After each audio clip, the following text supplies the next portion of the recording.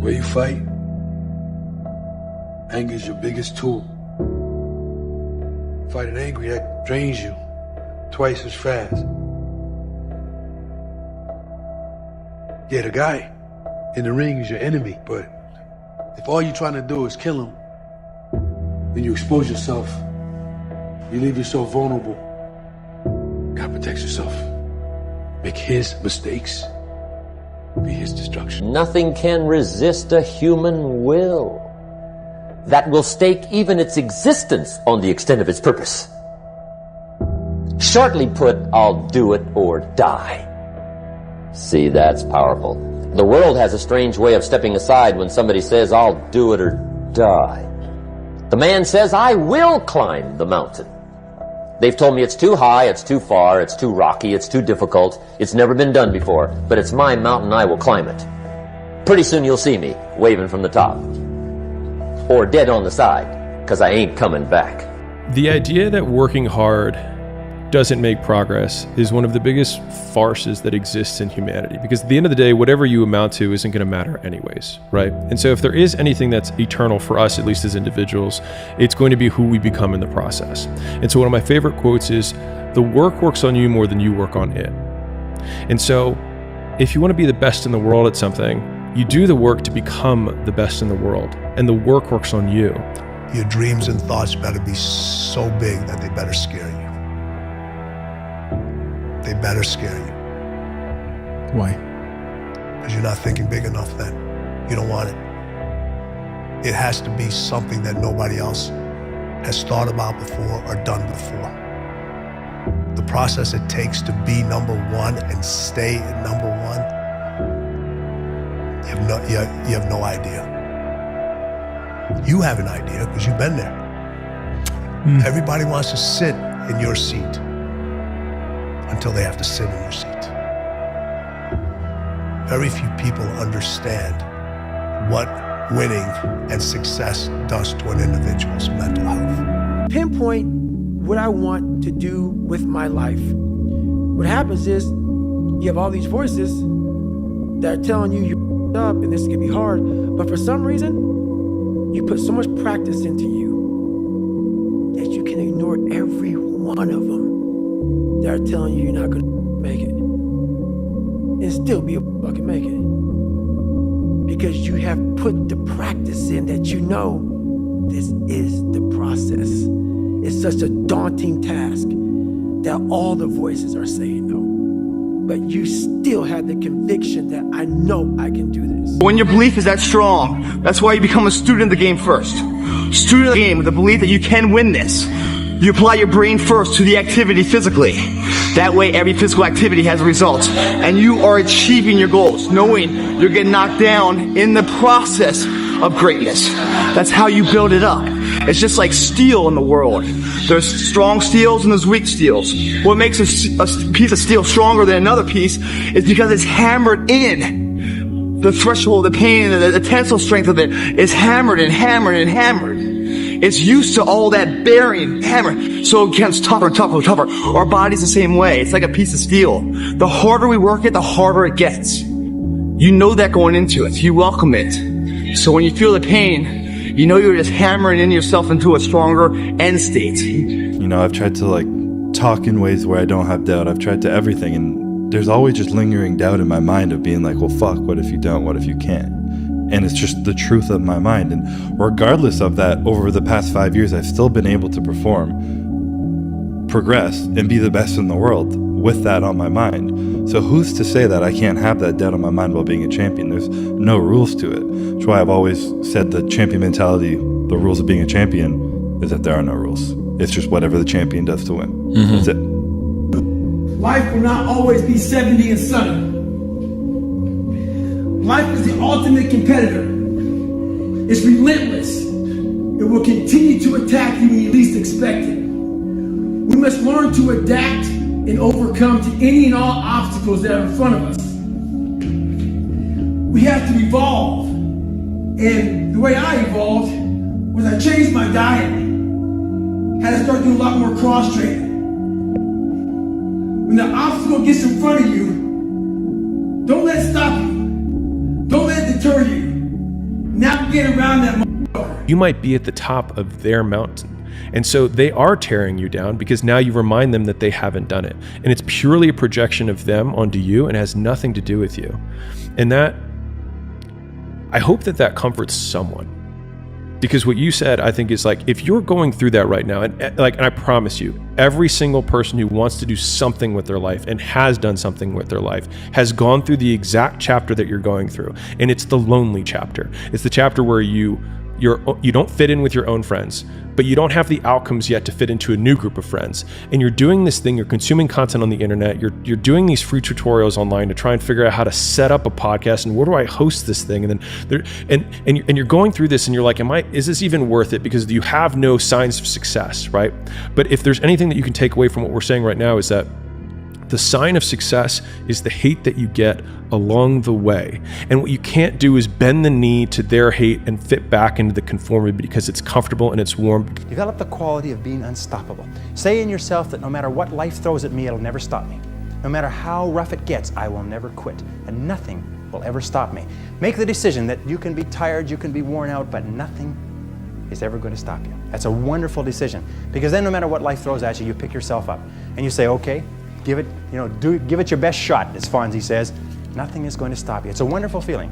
It's a wonderful feeling. It's the basis of self-esteem. You've got to have maturity. And maturity comes with time, and maturity is not something that you can gin up artificially. It's not something that you can be responsible for not being ginned up artificially. Dwayne, what I have to do? You have to live. You just have to live. You just have to live.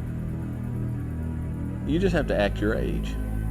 If you're 26, be 26. Stop trying to be 56. It's not expected, and it's a burden that you don't have to carry. You have to accept it first before you can go on the journey. A lot of folks never even start the journey, man. They never start the journey because they live in this fake life that who they want to be, they act like they are, but they're not because they haven't fixed all this stuff yet. You got to fix this first before we can start our journey in life. So that's why I have them make this list. You fix these problems, now your journey can begin because you no longer care about how people are judging you. When you care more about how someone's judging you, you're going to stay right there. There's no forward momentum. This is terrible. And because of this terribleness, I now have something that I can run away from. And then like, rather than not looking at the knife or trying to take painkillers to not feel the pain, it's like completely sobering up, taking the knife and twisting it in your own heart and being like, I'm going to fucking do something about this. And I think that that's what the heroes, like, if we're heroes in our own story, it's not avoiding pain, it's choosing from the very beginning the alchemy, which is like, you have these terrible situations. It's like, and you have the opportunity to turn them into magic and skip or shortcut all the growth you're going to have in a really short period of time simply by twisting the knife and being like, I'm going to do something about it. If you try to remember, you will lose. Empty your mind. Be formless, shapeless, like water. Now you put water into a cup, it becomes the cup. Put it into a teapot, it becomes the teapot. Now water can flow or creep or drip or crash. Be water, my friend. The majority of success that I have had have come on the back end of pain. Pain has pushed me to levels unknown for me at the time. All I know that was pain, but on the other side of it, all of a sudden, I became better in an area. So when we go through those situations in our lives, pain helps you develop those things that is going to take you to the next level of whatever it is the Lord has for you. Believe that. I'm a living testimony of that. Let me tell you about a voice. Not this voice, but the one inside. The one that whispers. It tells me what's right and what's not, when to leave and where to go. It's not Shakespeare. It does not speak in memorable lines. My inner voice always gives it to me straight. Sometimes that voice is crystal clear. Go, stay, right, wrong. Sometimes it merely whispers. Don't let it drown in a noisy world. Because in the end, no man, woman, or algorithm knows what's right for you. Always trust your inner voice. Everybody has one. Few listen to it. This ain't you, bro. This ain't you. You weren't born like this. This ain't you. The real you, bro. Study all you want to, but the second that fucking computer comes on with 150 questions, this ain't you, man. And somehow, comes back, I passed. Passed again. Passed again. But that real me back here every time is saying, that ain't you, bro. That ain't you. And I have to outwork that voice. When I'm taking that test and I get to a question, I don't fucking know the answer, I'm like, fuck, man. And then says, I told you, man, that ain't you. The thing they don't tell you is the long way is the shortcut, because the shortcut never gets you there. And so people quit when things get hard because the thought of things being hard forever feels unbearable. But that's a lie, because nothing's hard forever. You either quit, it gets easier, or you get harder. But no matter what, the hard always ends. And the only way you lose is if you quit before seeing it through. The only thing that ever can give you peace in the world, where your sleep is pure, is when you give it your all. 110% is left there. Work, in the gym, whatever the endeavor at hand is. You leave it all there. That's the only thing that ever counts for peace in the world. If you don't do that, part of your soul's left there. I mean, if you only give it 60%, part of your soul's left there. And you go to sleep, all you can do is think about it. It's kind of like that expression I always tell you guys, burn the midnight oil now. Otherwise stay awake in the midnight hours wondering what if. It's hard to embark on things. I'm not saying it isn't. Hard to get up and go to work when you're dead tired and you don't want to go. But what's a lot harder is if you don't go to work. You don't try it. And then something happens remarkable you weren't part of. And all you can do is think back and regret, wondering what could have been if I did show up. It's hard when you're young to wake up in the off season at 6 a.m. to go train and work out, knowing that all your friends are sleeping in and eating pancakes. It's hard when you're on your way to practice, weighed down with all your gear, and it's 90 degrees out and all the other kids are at the pool or at the beach, and your body is already completely exhausted from workouts in 2-a-days. It's hard to throw, catch, block, and tackle, and hit kids when they're way bigger and way more developed than you, only to go home that night bruised and battered and strained, but knowing you have to show up again the next day for just the chance to try again. You don't get everything, obviously. But maybe you can have what you need. And maybe all you have to do to get it is ask. But the asking isn't a whim or today's wish. It's like you have to be deadly serious about it. You have to think, okay, like I'm taking stock of myself. And if I was going to live properly in the world and I was going to set myself up such that being would justify itself in my estimation, and I don't mean as a harsh judge, exactly what is it that I would aim at? But I can't go out on the track and do the same old thing. It won't work. Then change it up. Try something new. I don't know, Sally. Don't fear failure. Be afraid of not having the chance. You have the chance. Doc didn't. And you can either take it or you can do what you've been doing, sitting in here for months. You are not ready. I know. Like everyone else, you want to learn the way to win, but never to accept the way to lose. To accept defeat, to learn to die is to be liberated from it. So when tomorrow comes, you must free your ambitious mind and learn the art of dying. If you look at life as it is a trial ground, a testing ground for where you need to belong, where you need to go, suffering is a fact of life. If you look at suffering the right way, it is a great tool to callous your mind. If you look at it as suffering, woe is me, this is bullshit, God, kicking rocks, if you look at like, okay, fucker, you're testing me now. I get it. Whenever I'm being like depressed, I go through depressed moments, I go, oh, hang on. I'm getting tested. So you have to be aware of all the signals and signs that are being given to you from the world. One of them is if you feel bad, you're being tested. How are you going to perform under that? And that's suffering is a part of life. To be successful at anything, the truth is you don't have to be special. You just have to be what most people aren't. Consistent, determined, and willing to work for it. No shortcuts.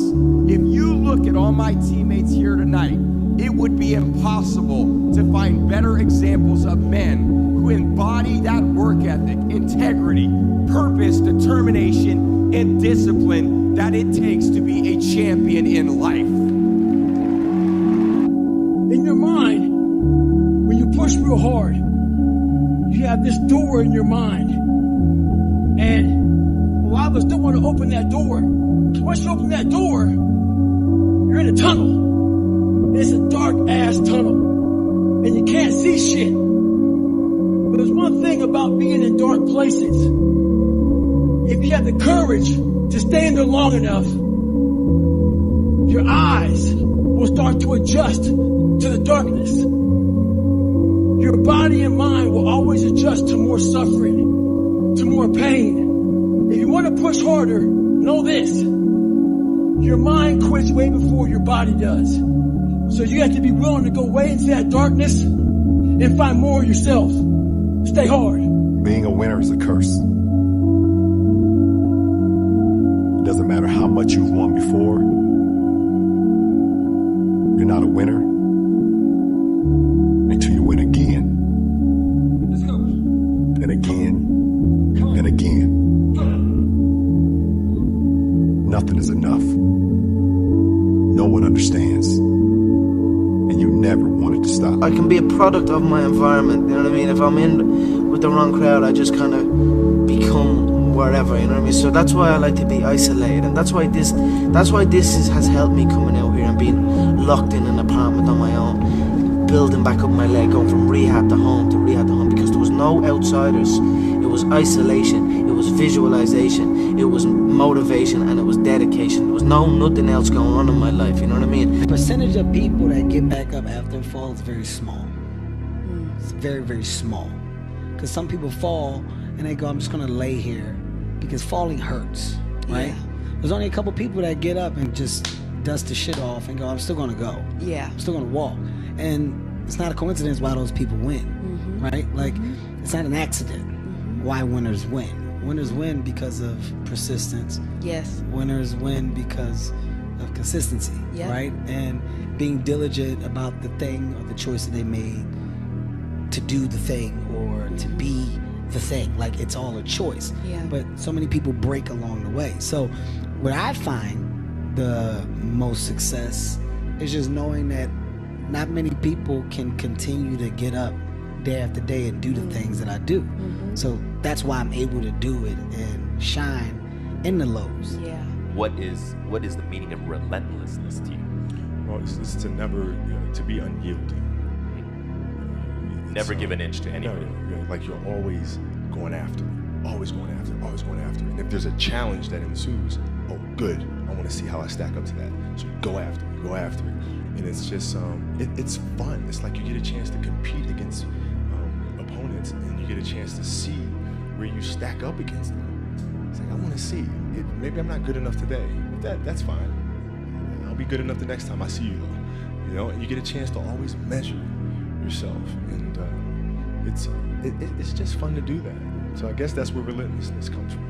You actually, by changing the way you think and the way you feel, you're changing the signal in the field. And if you're able to maintain that state for an extended period of time, I say something magical is going to happen in your life. Something unusual, some unknown experience is going to occur. If you keep thinking the same way and feeling the same way, your life should stay the same. So we do 1-minute practices, we do 5-minute practices, we do 30-minute practices. We want to get so good at doing it with our eyes closed that that we can do it with our eyes open. And not trying to paint yourself in a flattering way. No. It forces you to continue to perform. Right. By exposing all the shit that you used to do, by exposing your procrastination, your slips, your fallings, your falling back down and getting fat again, all that stuff, it forces you to be consistent. Like, you did it today. Do you know you're going to be able to do it tomorrow? Well, you have to. You have to know. You have to know. An ode to people who don't believe in themselves. What comes first, belief or action? Do you need to believe that you can do a thing before you can do it? Fake it until you make it is one option, but incredibly hard if you're introspective and have low self-belief and high standards. So what about make it until you believe it? Here are some lessons that I've learned. You can believe you're not worthy of a thing and still attain it. You can be adamant that your efforts are going to go badly and still succeed. You can grip and grasp and fear and it ruin the enjoyment and be totally unwarranted and things still go well. You can have no self-belief and show up anyway. You can want more for yourself without knowing exactly what that looks like. You can doubt the process, question your talent, be uncertain that you're making progress, disparage your accomplishments, permanently feel like you're not working hard enough no matter how hard you work, never give yourself a break, fail to fully feel gratitude, be terrified of never reaching your goals, and still end up in a place that your 20-year-old self could not imagine you'd ever get to. Self-belief is overrated. Generate evidence, says Ryan Holiday. I wasn't really fully committed. Didn't have the wherewithal, the identity to go actually chase it and go, I know what I want. I want to live a way to attract that.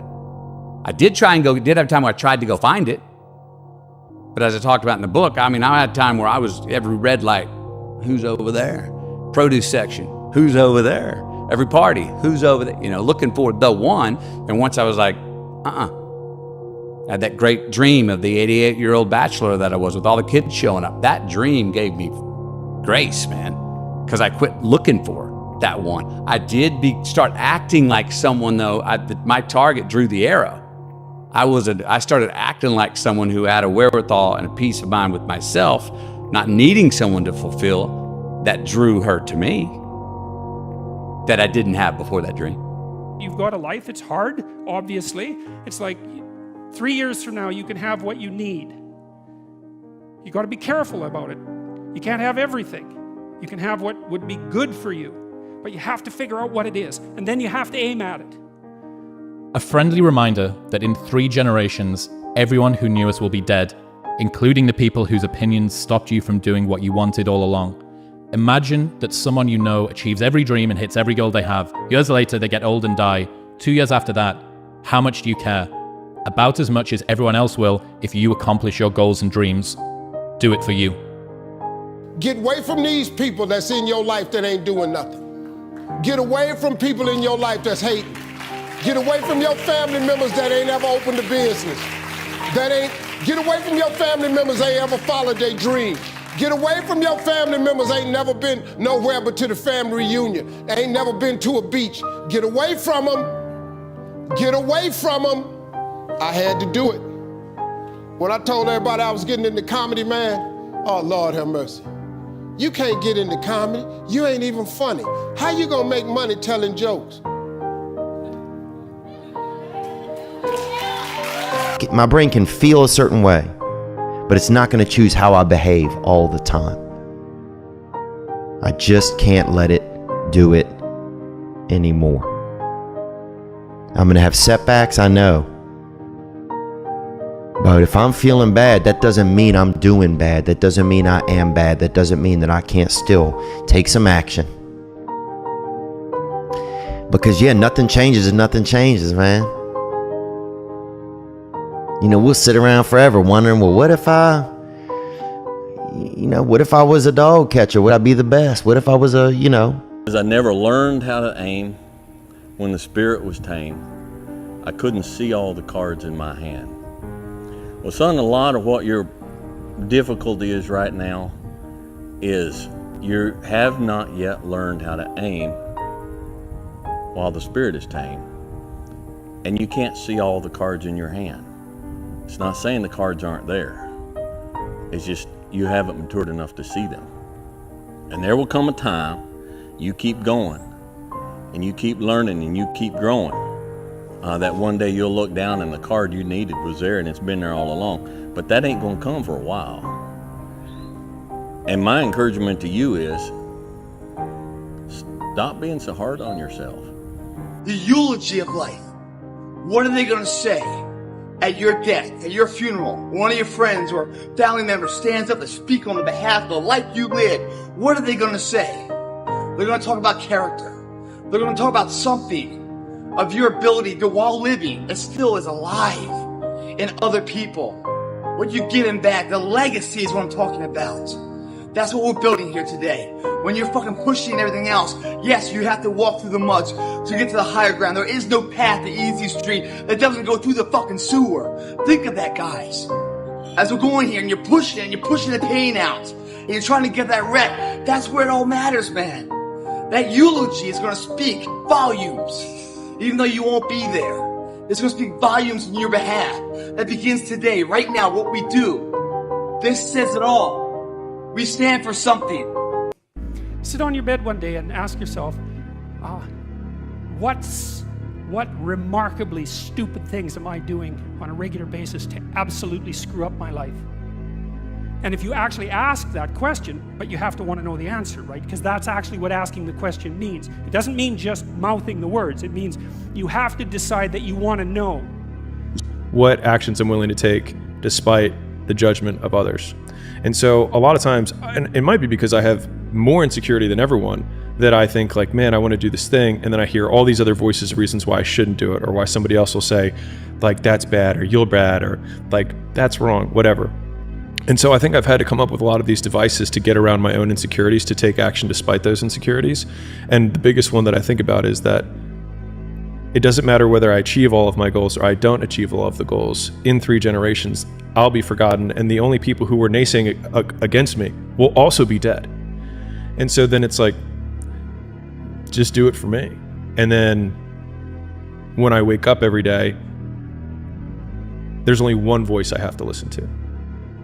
As soon as you look back in your history and you come up with something that you feel like you want to change, something else has to change. So what about your biggest disappointment? Once again, that's the same analogy. Disappointment to me, to win, you got to lose. To be successful, you got to have something that's not successful. To be happy, you got to have disappointment. So I think all of those things have evolved and happened to make me who I am, and understand the benefits and the privileges I have for being who I am, Do you think time gives a fuck that it's Christmas, that it's New Year's, that it's your birthday? You give yourself too many fucking options. Let me tell you one thing. Time is running out. You keep on sitting around wondering what the fuck you want to do. You're just gonna run out of time. So make sure you do one thing. Stop following the fucking crowd. They may take time off, but you can't afford to. Stay hard. Consistency, man. That's the name of the game, bro. Don't get much simpler than that. If you keep going every single day and don't stop, your competition will fall off, bro. These niggas ain't cut like you, bro. They ain't ready for prime time. They ain't trying to really get right. They take days off, this day off, that day off. They lazy. I'm tired. No. Grind every day, one foot in front of the other, bro. And I promise you, you're gonna be lapping these folks, bro. Give it a year. Watch what happens. Bro, yesterday you said tomorrow, and now we here, you still ain't do it. All this pushing stuff back ain't getting you nowhere but further away from your goals, bro. And if you want to be a sorry ass if you want to be sorry, bro, live a life full of averageness, keep doing what you're doing. They all wanted rings, but they also had obligations. They weren't willing to cut it all off. See, it's not just about going to the court, shooting, dribbling, practicing the same move again and again. No. Lack of skill is from a lack of mind on and off the court. From a little boy sitting on the ball in the park to a grizzled veteran on his last legs, it's been a mission from day one. To impart what I know so you can better understand yourself. I'm here because the game needed me as much as I needed it.